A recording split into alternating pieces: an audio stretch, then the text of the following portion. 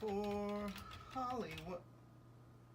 Snap out of it! Oh, hello there. I am Stan the Movie Man, and this is my review of Aquaman. It stars Jason Momoa, Amber Heard, Nicole Kidman, Willem Dafoe, Patrick Wilson, Dolph Lundgren, and many more. It is the story of the half-breed child of the Atlantean queen, Atlanta, played by Nicole Kidman, and his human father, Tom Curry, played by Tamura Morrison. She was supposed to marry or enter into a forced marriage in the kingdom of Atlantis. However, she escaped, somewhat injured, and Tom Curry finds her washed up on the shore outside of the lighthouse where he works. They develop a relationship and have a baby, Arthur Curry, who as an adult is played by Jason Momoa. She returns to Atlantis after the kingdom sends soldiers to try to find her and force her to go back, but to protect her son and husband, she chooses to go back on her own. Jump forward several years to Arthur being a grown man. He is swimming through the ocean, flying through it, more like it, and he encounters a Russian sub that's been taken over by a bunch of pirates that is led by the character that will become Black Manta. He's played by, and I apologize, I'm going to mispronounce his name, Yahya Abdul-Mateen II. Now, his Black Manta's father is part of his crew and is injured in the battle with Arthur Curry, Aquaman, and Curry could help rescue the father, but he chooses not to, which gives Black Manta a lifelong grudge against Aquaman. And there's also the whole thing with the Kingdom of Atlantis. Orm, who is played by Patrick Wilson, is the king. He is the son of Atlanta and a full-blooded Atlantean, but he wants to partner up with the other kingdoms of the undersea world.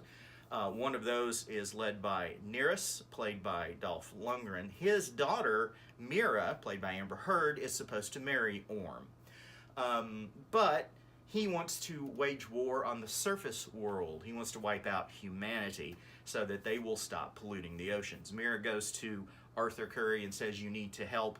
He doesn't want to.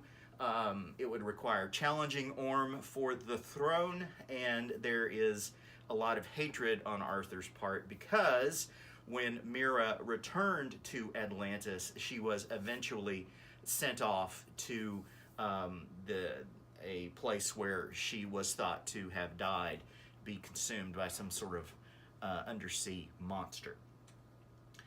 So Arthur holds a grudge.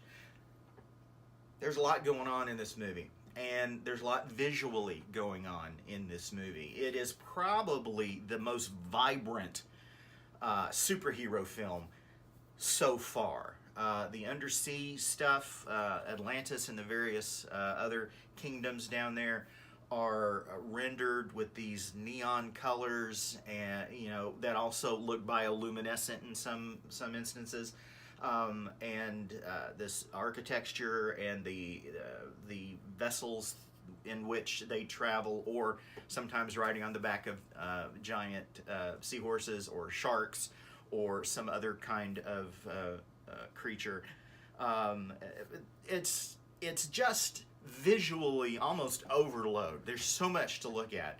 And then you have the story, which has a lot of tendrils that run through it, and it's kind of hard sometimes to keep all of the threads going in your head as to what is happening and how it all will eventually be tied up in a nice tidy bow by the end of the film, and that happens naturally.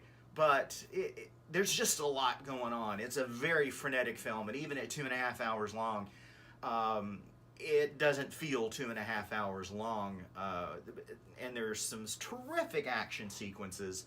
And Black Manta, when he gets the helmet and all of that, he is a formidable enemy of Arthur Curry and the Atlanteans, or at least the ones he is chasing after, because he gets a lot of help from the Atlanteans.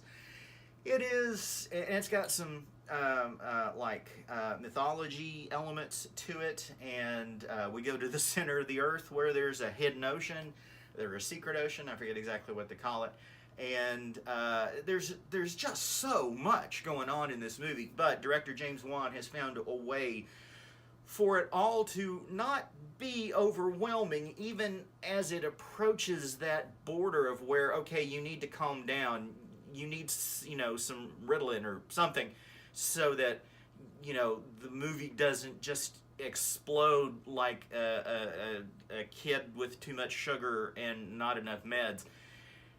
There's a lot going on in this movie, and it is incredibly entertaining because of Jason Momoa and his chemistry with Amber Heard.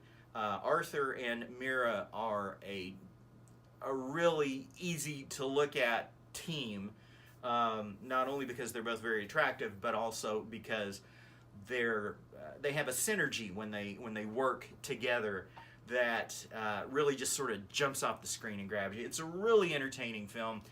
It is thrilling with the action and looks amazing. I really enjoyed it. I'm giving it 5 stars. Go to stanthemovieman.com to read my complete review. Listen to The Fractured Frame for the latest in movie, TV, and streaming news. You can get that wherever you get your podcasts. Please follow me on Twitter at MovieManStan, and send emails to me if you'd like. StanTheMovieMan123 at gmail.com. Till next time, later.